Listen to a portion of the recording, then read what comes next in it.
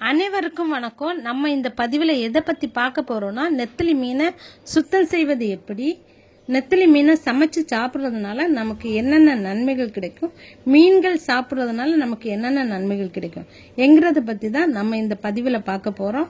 வாங்க பார்க்கலாம். நெத்திலி மீனை எளிதாகவே சுத்தம் செஞ்சிடலாம். இதுக்கு நமக்கு கத்தி தேவைப்படாது, கைகளாலே சுத்தம் செஞ்சிடலாம். அதோட தலைப்பகுதியும் குடற்பகுதியும் வால் பகுதியும் அகட்டிட்டோம்னா நெத்திலி மீன் சுத்தம் செஞ்சுட்டோம். நெத்திலி மீனில் 2 வகையான நெத்திலி மீன் இருக்கு. ஒன்று இந்த நம்ம பார்த்துட்டு இருக்கிற நெத்திலி மீன், இன்னொன்று கோணத்தோலி மீன். கோணத்தோலி மீன் தெரியாதவங்க என்னோட இன்னொரு பதிவில் போய் பாருங்க. மீன்கள்ல அதிகமாகவே புரதச்சத்து இருக்கு. அதனால நமக்கு நோய் எதிர்ப்பு தன்மை மீன்களை சாப்பிடும்போது கிடைக்கும். அதுக்காகவே மீன்களை சாப்பிடலாம். மீன்கள்ல கொழுப்பு தன்மை குறைவா இருக்கு. ஒமேகா 3 ஃபேட்டி ஆசிட் மீன்கள்ல அதிகமாவே இருக்கு. ஒமேகா 3 குறைவா இருக்கிறவங்க மீன்களை எடுக்கலாம். Vitamin B, vitamin 12, vitamin D மீன்கள்ல அதிகமாவே இருக்கு.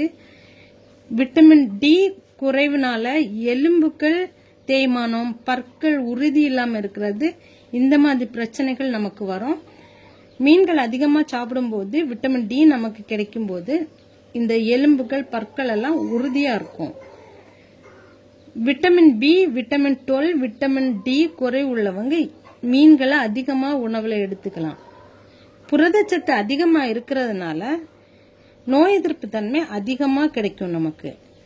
மீன்கள பொட்டாசியம் இருக்கிறதுனால மீன்களை எடுக்கும்போது உணவா இதய துடிப்பு நமக்கு சீரா கிடைக்கும்.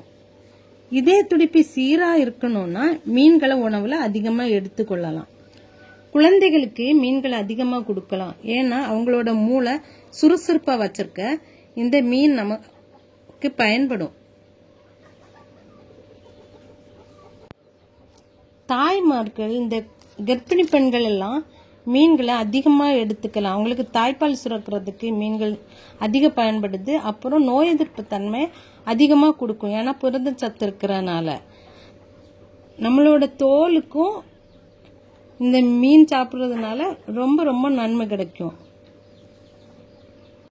பெரிய மீன்களை வாங்கி சாப்பிட்றத விட இந்த மாதிரி சின்ன மீன்களை சமைச்சு சாப்பிடும்போது நமக்கு எல்லா ஊட்டச்சத்துக்களும் கிடைக்கும். ஏன்னா பெரிய மீன்களை நம்ம ஒரு சிறு பகுதியை தான் சாப்பிட முடியும். சிறிய மீன்களை நம்ம முழுமையா சாப்பிட்றதுனால அதோட முழு சத்தும் நமக்கு என்ன செய்யும், கிடைக்கும். அதனால இந்த மாதிரி நெத்திலி மீன் கிடைச்சா கண்டிப்பா நீங்க வாங்கி சாப்பிடுங்க. ஏதாவது மருந்து ஏதாவது சாப்பிட்டுட்டு இருந்தீங்கன்னா மருத்துவரோட ஆலோசனை கேட்டுட்டு சாப்பிடுங்க.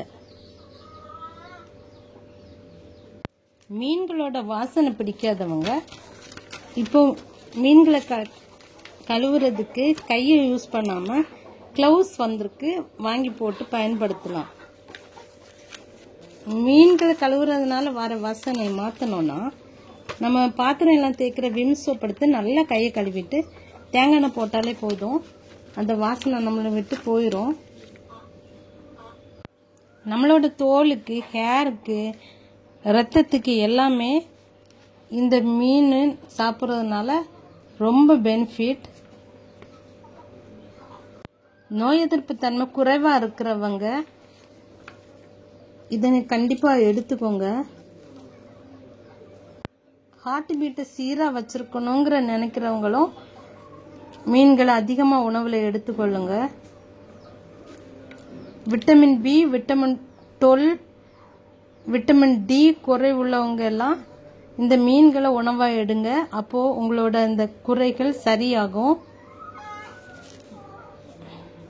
மீன்கள் சாப்பிட பிடிக்காதவங்க என்ன செய்யலாம்னா, ஒமேகா 3 குறைபாடு வந்தா மருத்துவர்கள் ஒமேகா 3 மாத்திரைகளை பரிந்துரைக்கிறார்கள்.